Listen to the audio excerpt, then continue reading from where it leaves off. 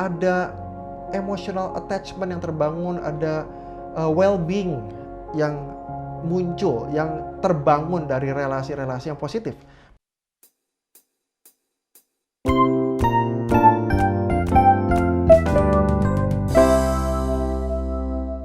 Halo sahabat Gading Counseling, hari ini saya mendapatkan sebuah email dari R di Jakarta.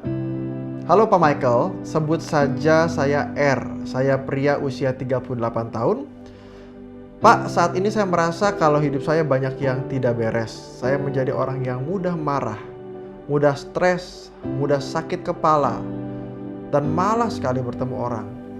Dan pekerjaan saya yang tadinya saya confident banget mengerjakannya, sekarang ini saya jadi banyak ragu, seperti saya itu takut membuat kesalahan. Padahal saya sudah kerja 5 tahun lebih dan mengerti sungguh pekerjaan tersebut. Wah, saya benci sekali dengan hal ini, bikin saya susah tidur. Kenapa saya tiba-tiba jadi begini? Di rumah saya juga harus bantu anak-anak saya 2 orang dan istri dengan bisnis barunya. Belum lagi support orang tua dan juga mertua. Saya juga ada beberapa pekerjaan, bekerja sebagai konsultan di beberapa perusahaan. Sekali lagi saya sudah terbiasa mengerjakan ini, Pak. Tapi akhir-akhir ini justru saya merasa tidak yakin dengan apa yang saya kerjakan. Apakah ini anxiety attack atau serangan kecemasan ya, Pak? Dari R di Jakarta.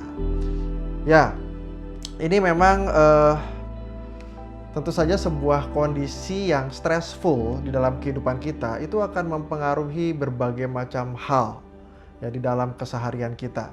Ya, tadi kalau Pak R itu cerita bahwa dia itu bekerja sudah 4-5 tahun dan juga ternyata dia merasa kehilangan grip gitu ya, losing his grip dari pekerjaannya. Itu nggak mungkin serta-merta tiba-tiba seperti itu.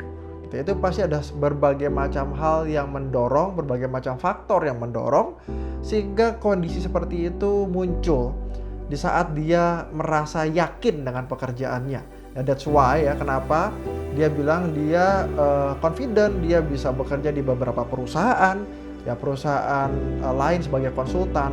Itu adalah sebuah tanda bahwa dia menguasai, dia confident. Sampai satu titik ternyata itu semua mulai berubah.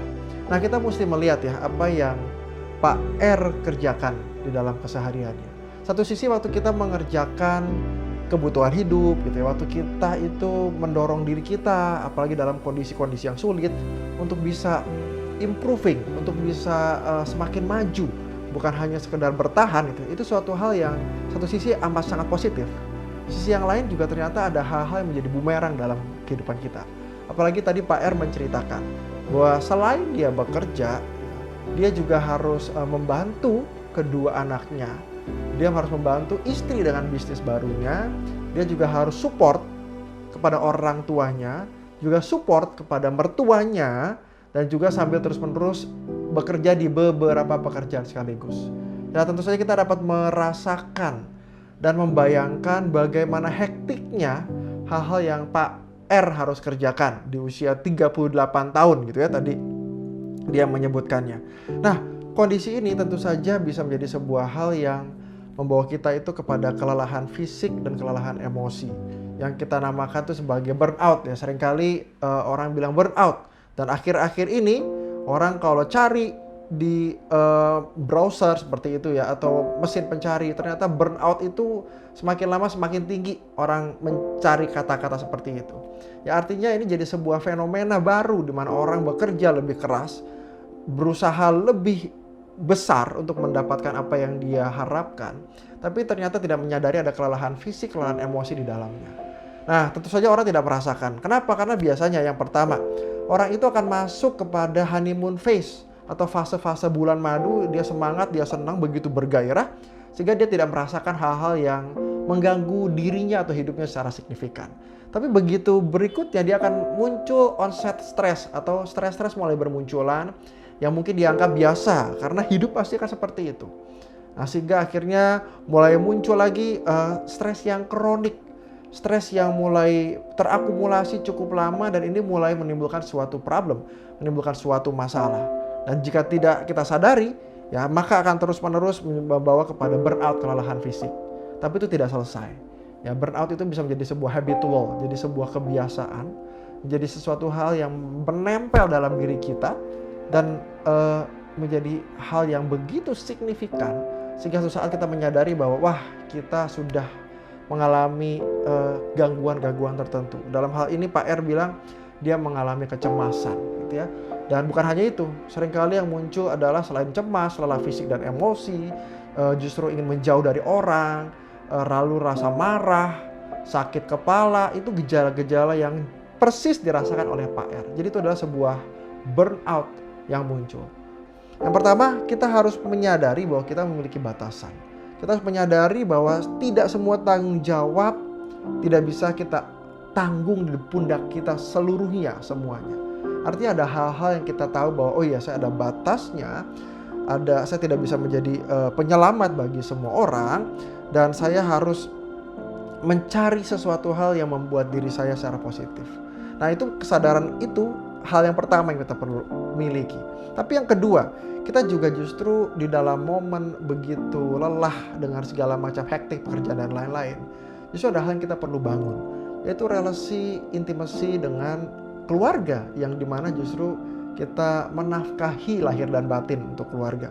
Ya, bagaimana kita mengatur waktu untuk duduk bersama dengan istri, membuat kopi mungkin, ataupun berbicara mengenai pikiran, mengenai perasaan, dan hal-hal yang kita kerjakan sehari-hari. Nah, itu justru momen yang kita harus usahakan. Justru seringkali kita abaikan karena udah terlalu penuh dengan berbagai macam kondisi. Nah, justru momen itulah yang kita bangun sehingga ada emotional attachment yang terbangun, ada well-being yang muncul, yang terbangun dari relasi-relasi yang positif bersama dengan orang-orang yang kita sayangi. Dan yang ketiga, tentu saja kita juga mesti melihat bahwa apa yang kita kerjakan itu adalah sesuatu hal yang membawa makna yang mulia, membawa makna yang bernilai kekal. Ya, sehingga pada saat kita melakukan sesuatu, kita tahu bahwa ini ada maknanya yang saya buat bukan hanya untuk mengisi kebutuhan demi kebutuhan, bahkan mengisi kebutuhan diri sendiri juga, bukan, tapi ini ada sebuah makna yang Tuhan percayakan, ya, sehingga kita bisa mengisinya dengan lebih bijaksana, mengatur apa yang baik bagi keluarga kita, apa juga yang baik bagi kita, sehingga kita bertumbuh dan kita menikmati pekerjaan, menikmati relasi keluarga, setiap hal yang Tuhan percayakan yang kita ingin kembangkan. Jadi sahabat Guiding Counseling, jika kita ingin menggali itu, tentu saja kita juga perlu sudut pandang yang baik. Jadi silakan kontak kami, hubungi kami, bicara dengan konselor kami, sehingga Bapak Ibu termasuk Pak R ini justru bisa mendapatkan berbagai macam insight di dalam sesi-sesi konseling yang kita kerjakan.